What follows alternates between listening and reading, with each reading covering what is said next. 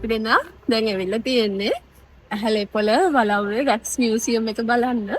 ඉතින් ඔයාලත් නුවර එනවා නම් දළදා මාලිගාවට එනවා නම් අනිවාර්යයෙන්ම ඔයාලගේ පොඩි දරුවෝ ඉන්නවා නම් වැක්ස් මියුසියම් එක බලන්න එක්කගෙන එන්න. මෙතන ගොඩාක් වටින තැනක්. අපේ ඉතිහාසය, උඩරට රාජධානිය ගැන ගොඩාක් සුළුසුළු දැනගන්න පුළුවන් තැනක්.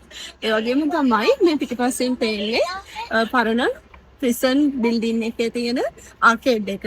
ඉතින් එතන ගොඩාක් ක්‍රාෆ්ට් අයිටම්ස්, ලංකාවේ ක්‍රාෆ්ට් අයිටම්ස් සෙල් කරන අවුට්ලෙට්ස් තියෙනවා.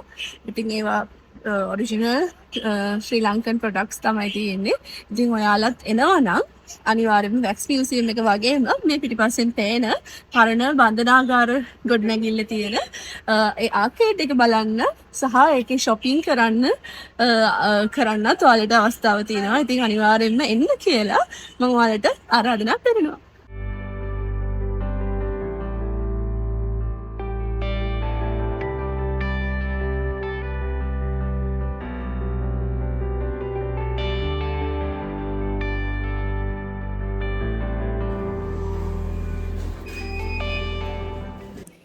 දැන් ගිහිල්ලා බලමු මොනවද තියෙන්නේ කියලාද. මේ තියෙන්නේ ඇතුල් වෙන මේ තැන ටිකට් අරගත්ත පස්සේ ඉස්සෙල්ලාම ඔයාලට එන්න තියෙන මෙතන. ඉතින් මෙතන මැද විදුලක් තියෙනවා.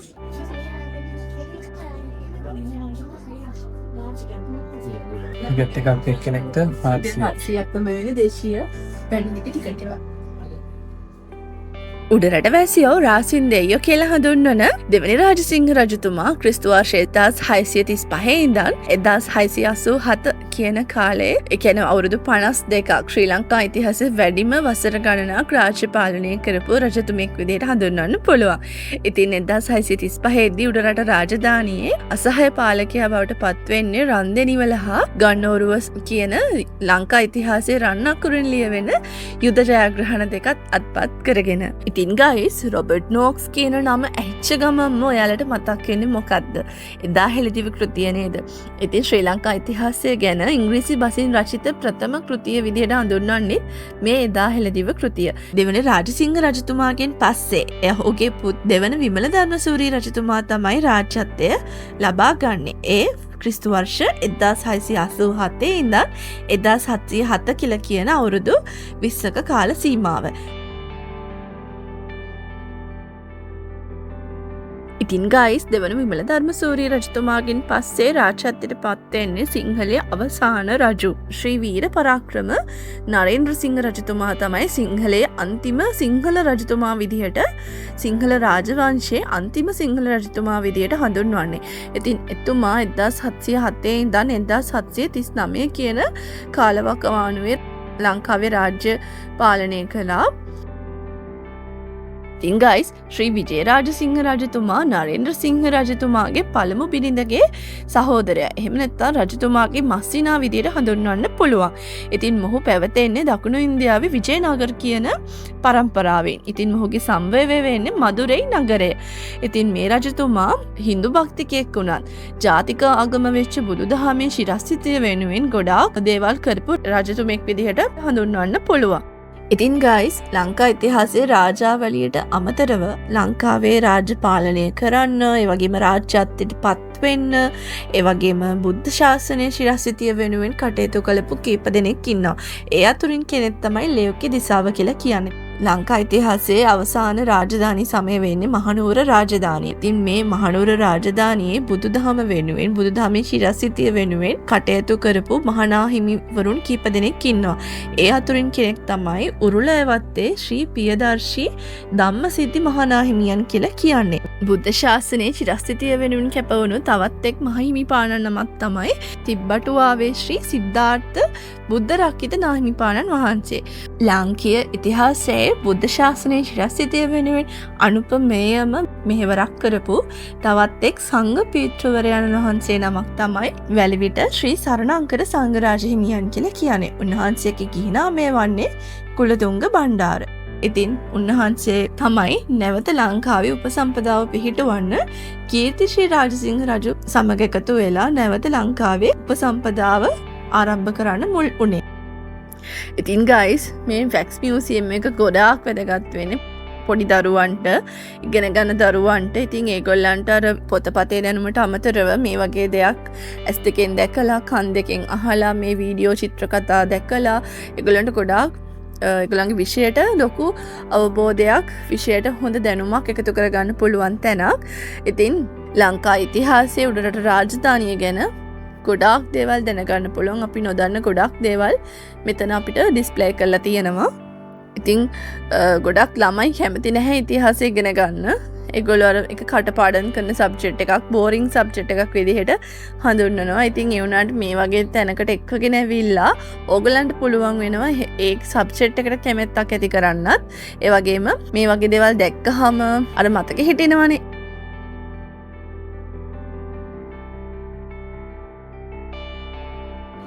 ඉතින් ආලතුම පිටිපස්සෙන් පේන්න තියෙන්නේ මේ ඇත්තම වලව්වේ තියෙන බිත්ති ගල් බිත්ති මැටි වලින් සහ ගල් වලින් නිම කරලා තියෙන බිත්ති තමයි පේන්න තියෙන්නේ.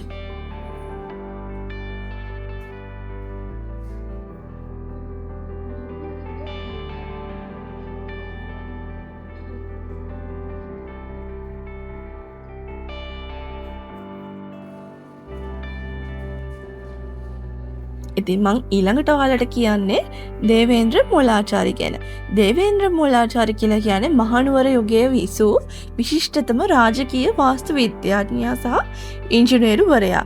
ඉතින් මාතර දෙව්නුවරින් පැවතෙන පරම්පරාවක ඔහු අවසන් රජවරුන් 3 දෙනෙකු යටතේම සේවය කරමින් මහනුවර නගරයේ අලංකාර කිරීමට දැවැන්ත දායකත්වයක් ලබා දීපු පුද්ගලයෙක්.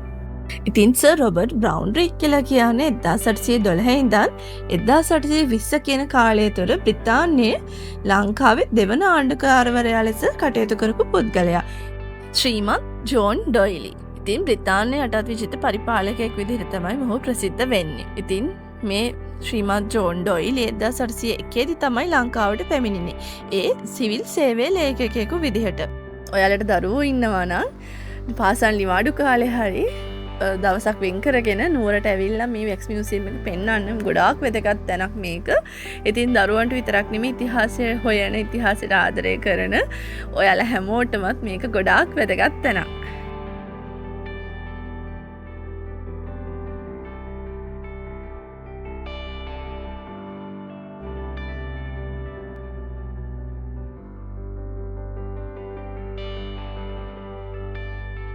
බණ්ඩාරනායක මොනරවිල කැප්පෙටි පොළ හෙවත් මොනරවිල කැප්පෙටි පොළ ලෙස ප්‍රසිද්ධියට පත්වන්නේ ශ්‍රී වික්‍රම රාජසිංහ රජුගෙන් පස්සේ සහ බ්‍රිතාන්‍ය පරිපාලනය යටතේ මහදිසාව තනතුරු දරපු පුද්ගලයා.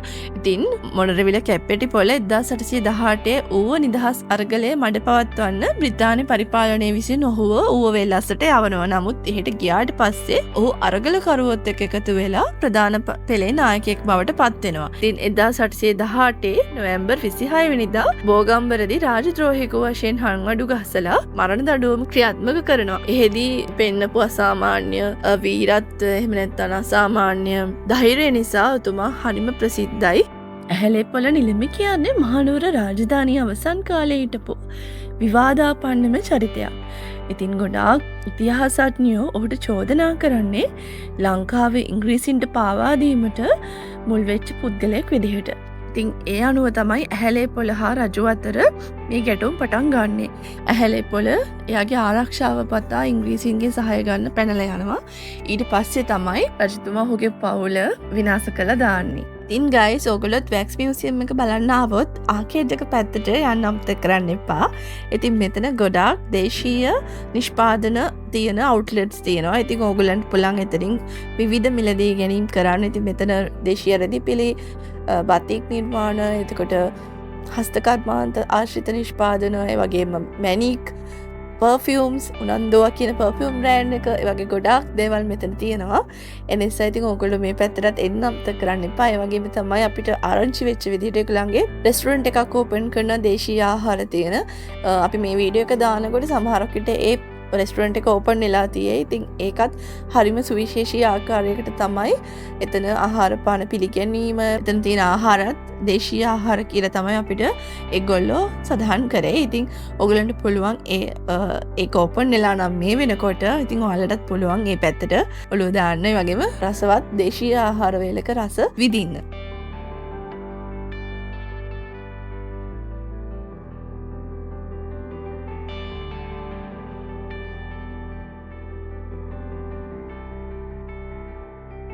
ඉතින් මේ වගේම shopping vlog එකක්, travel vlog එකක්, food vlog එකකින් ඔයාලව ඉක්මනටම හම්බ වෙන්න. ඔයාලා පරිස්සමින් සතුටින් ඉන්න. ගිහලා එන්න. bye.